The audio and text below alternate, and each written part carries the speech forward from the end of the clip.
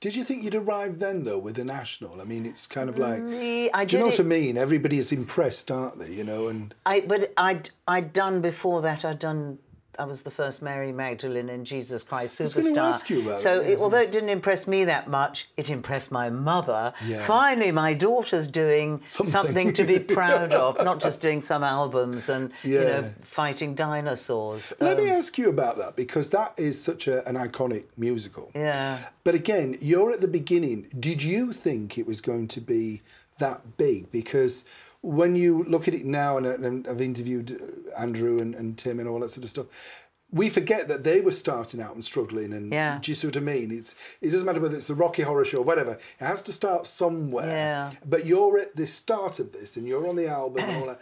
Did you think, oh, this is quite good? Or did you just see it as a musical that would be in the moment, you know? We knew it was something that was different because we had to fight our way into the dressing room every day, because get through the picketing nuns and whatever they all say. Blasphemous was on their signs. But the moment the show opened, the Archbishop of Canterbury, then, I can't remember his name, gave it basically a thumbs up the next day and said, this is marvellous and moving. And suddenly you knew it was going to be a hit. And I stuck with it for the first year, which is, you know, 8 shows a week. I actually left because I had to have a knee operation. In the end, I had knee replacement, but that was a few years later.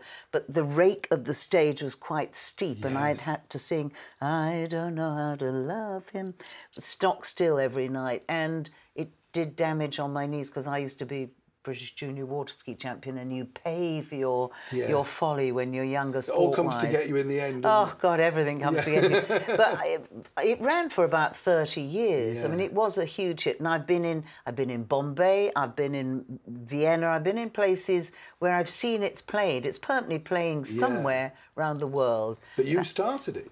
Well, no, not really, because Tim Rice and Andrew Lloyd Webber had put a tiny ad in the stage, no, Melody Maker, which is where a lot of us musicians looked to see if there was a gig going, or the stage if you wanted some acting work.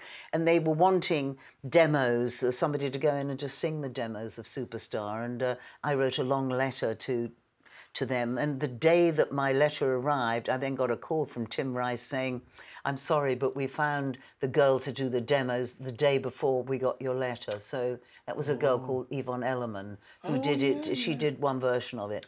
But I'm not really built to do eight shows a week for a year. It would have to be really special to lure me back. I was thinking the only thing I could probably do now is Sunset Boulevard.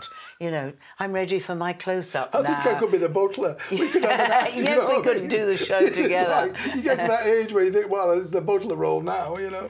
Yeah. But I enjoyed my times in the theatre, and there's something nice about, especially when, you know, Bowie and I both needed a job at one point. We both went and auditioned for Hair, and we both got turned down. Wow. Can you believe it? But so once anybody gets a job and you've been looking for a gig, I was just happy to have a job. Yeah, yeah. So it was a, you know, it was a job, but my heart has always been in songwriting and my own production. So at the same time as finishing off Superstar, I was trying to finish off the Weren't Born a Man album. Yeah.